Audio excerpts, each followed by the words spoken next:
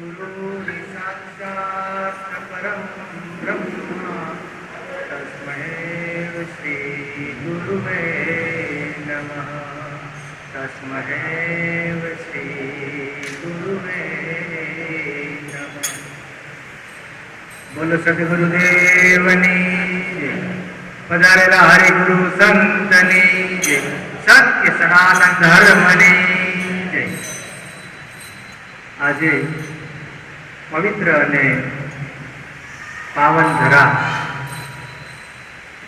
ચરોતર ગામ, જ્યાં ભાવેશરામ મહારાજે એક સરસ મજાનું ગુરુ પૂર્ણિમાના ઉત્સવનું જે આયોજન કરી અહીંયા દૂર દૂરથી સંત ભક્તોને તેડાવી ભોજન ભજન અને ભક્તિ આ ત્રિવેણી સમાગમ જ્યાં થાય ત્યાં એમ કહેવાય કે ઈશ્વરનો પ્રભુનો વાસ હોય. ગુરુ અને શિષ્યનો જે નાતો છે, ગુરુ પૂર્ણિમાનો મહિમા છે, એટલે આપણે ગુરુ શિષ્ય વિશે થોડી ઝીણી ઝીણી વાત સમજીએ. ગુરુ અને શિષ્યનો નાતો છે એ આત્માનો અને પ્રેમનો નાતો છે. ગુરુ હંમેશાને માટે શિષ્ય પર અખંડ દ્રષ્ટિ કહેવાય કે એના જીવનકાળ દરમિયાન કે જન્મ તો છે પણ મૃત્યુ પછી પણ આ જીવને ક્યાં ઠેકાણે મૂકવો એ કાર્ય સદગુરુ મહારાજ હંમેશાને માટે પોતે અવિરત કરતા હોય છે. સદગુરુ મહારાજ છે ને એ ડોક્ટર છે.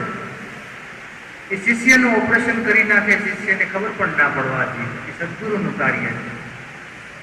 જ્યારે આપણે હોસ્પિટલમાં જાય ડોક્ટર ઓપરેશન કરે છે આપણું, ત્યારે આપણને ખબર પડવા દે છે ડોક્ટર? એનું કામ છે એ કરે છે. આપણને તો કે બસ તમે સુઈ જાઓ અહીંયા, અને એનું કામ કરી નાખે. કાર્ય થાય એટલે આપણે જે પીડા, જે પણ કાંઈ દર્દ હોય એમાં રાહત થઈ જાય, મટી જાય. એમ સદગુરુ મહારાજ છે ને આપણા મનનું ઓપરેશન કરે છે. શિષ્ય જ્યારે સદગુરુના સંપર્કમાં રહે છે ત્યારે શિષ્યને પણ ખબર નથી હોતી કે સદગુરુ મહારાજ પર કઈ રીતે ઓપરેશન કરે છે. એ સદગુરુ મહારાજની મોટી કૃપા છે. જ્ઞાન છે ને એ ગુરુ છે, અને મન છે ને એ ચેલો છે. મન શિષ્ય છે, જ્ઞાન છે એ ગુરુ છે. ગુરુ શિષ્યનો નાતો જોવા જાય તો અનેક છે. એક વખત જુનાગઢની ભૂમિમાં એક જિજ્ઞાસુ ભક્ત મુમુક્ષ, એને સદગુરુ ધારણ કરવાની કેમ સંતોના સાનિધ્યમાં જાય, ભજનમાં જાય, સત્સંગમાં જાય, અને દરેક જગ્યાએ સાંભળે કે ભાઈ ગુરુ વગર કાંઈ નથી. સદગુરુ મહારાજનો શરણો સ્વીકારી લે ત્યારે જ આપણે જીવન કહેવાય કે સાચા જીવનની શરૂઆત થાય છે. જ્યાં સુધી સદગુરુ મહારાજ ધારણ નથી કરે ત્યાં સુધી પશુ સમાન જીવન છે. ખાવું પીવું સુઈ જવું, કોઈ વિશેષ અર્થ નહીં, કોઈ લાભ નહીં. એટલે એવો જિજ્ઞાસુ જીવ સદગુરુની ખોજમાં નીકળે. જુનાગઢમાં ગિરનારમાં જાય છે. ઘણા બધા સંતો જોયા, પણ એક અલગારી પુરુષ જોગી રૂખડીયો બાવો સમાધિમાં ગુણો સખાવીને બેઠો છે. જિજ્ઞાસુને એમ થઈ ગયું કે ગુરુ કરવા તો આને કરવા. અને સદગુરુની દ્રષ્ટિ પડી એટલે જિજ્ઞાસુને ભીતરથી બહુ આનંદ આવ્યો કે મોટા પુરુષની જેની ઉપર દ્રષ્ટિ પડી જાય ને તો પણ અંતરમાં શાંતિનો અનુભૂતિ થઈ જાય. એટલે અલગારી લાવવાની દ્રષ્ટિ એની ઉપર ગઈ એટલે મુમુક્ષ જીવ હતો એના અંતરમાં શાંતિનો અનુભૂતિ થઈ.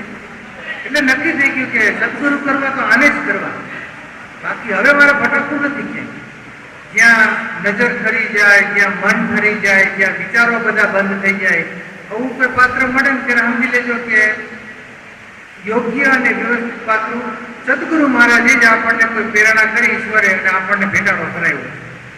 પૂર્વની જ્યારે કહેવાય કે અઢળક કમાણી હોય ને, પૂર્વના જોગ ભેગો થાય ને ત્યારે જ એક બાળક છે ને સદગુરુના ચરણમાં પહોંચતો હોય છે. બાકી સદગુરુના ચરણ સુધી પહોંચવું પણ બહુ કઠિન યાત્રા છે. બાકી દુનિયામાં જોવો તમે, ઘણા બધા લોકો છે જે પૈસા કમાવા પાછળ એટલા બધી મહેનત કરે છે, એટલા બધા ભાગદોડ કરે છે કે પોતે શાંતિથી જમતાય નથી, શાંતિથી સૂઈ નથી શકતા. બસ આખો દિવસ પૈસો પૈસો પૈસો પૈસો પૈસો. પણ પૈસો જ્યાં તો કમાય છે તો એટલી અશાંતિ વધે છે.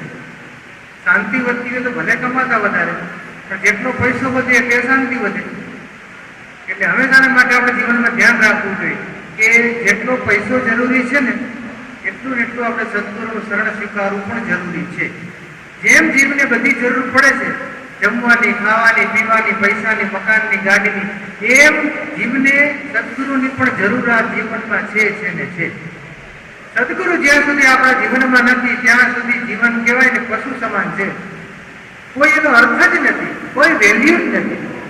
કેમ કે જયારે જીવ ભગવાનના ધામમાં જાય ત્યારે ભગવાન એમ નહીં પૂછે કે ભાઈ તારું બેંક બેલેન્સ કેટલું છે, બંગલા કેટલા બનાવ્યા, કેટલી ગાડીઓ ભેગી કરી, નહીં પૂછે. જીવના હંમેશાને માટે સત્કર્મ જોવામાં આવે છે કે સદગુરુના શરણમાં રહે, સદગુરુનું વચન માટે લઈ આ જીવે કઈ કક્ષા સુધી ભજન કર્યું છે. એ ભજનનો જ તોલ થવાનો છે. ભજન કરે એ હારે બનવા, ભજન કરે એ જીતે. આ તો ભજન કરશે એ જ જીતી જશે. એટલે સદગુરુની દ્રષ્ટિ એની ઉપર પડી એટલે જીવને સદગુરુ મહારાજને પોતાની અરજી મૂકી કે ગુરુ મહારાજ, તમે મારા ગુરુ થાઓ, મારી ઉપર તમારો હાથ ધરો અને મારે તમારું શિષ્ય બનવું છે. એટલે સદગુરુ મહારાજ કે અલગારી સાધુ કે તને શું દેખાય છે કે તું મને એમ કહેશ કે મારે તમને ગુરુ ધારણ કરવા છે? એટલે એમ કહે છે કે બાપુ તમે ધૂણો દખાવીને બેઠા છો ને એટલે મને બહુ આનંદ આવે છે, સરસ મજાની ધૂણી ચાલુ છે.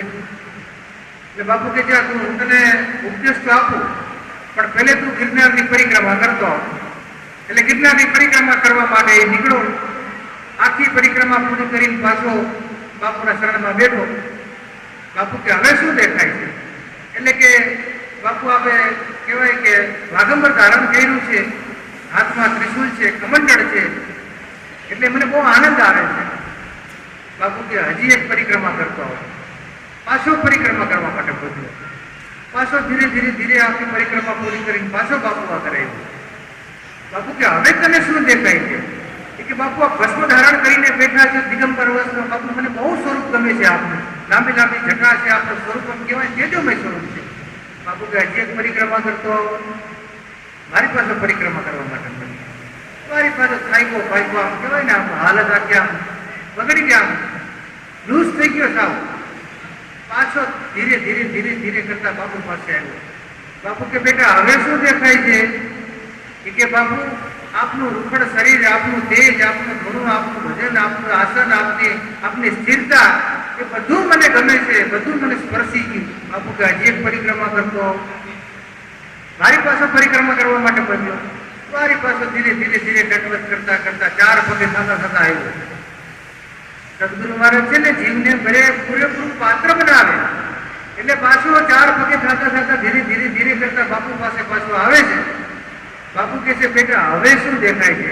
એ જ્યારે પરિક્રમા એની નિષ્ઠાથી પૂરી થઈ ત્યારે એને કીધું કે બાપુ મને હવે મારા સદગુરુમાં એમ લાગે છે કે ભગવાનના ખોળામાં આપ બેઠા છો, અખંડ ભગવાનનું ભજન કરો છો.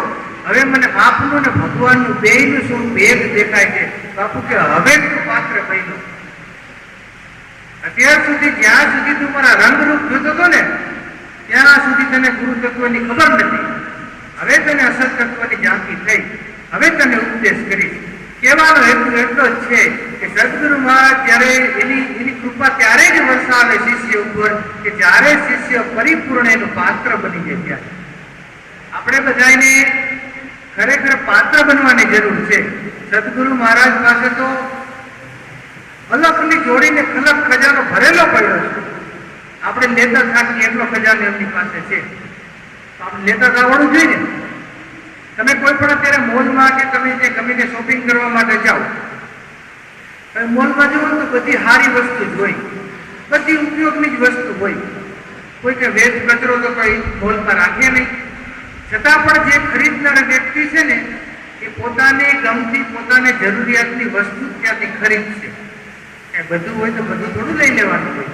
એ જગતમાં તમારે શેની જરૂર છે એ પહેલે નક્કી કરો. એ વસ્તુ તમારી સામે પડી છે, પાત્ર બની જાવ તમને આપમેળે મળી જશે. સંતો મહાપુરુષો ઘણા છે, દરેક મહાપુરુષનો લાભ લેવાનો છે. વિશેષ વાત ન કરતા અહીંયા મારી વાણીને વિરામ આપું. વસ્તુ નમો નારાયણ. સદગુરુ મહારાજની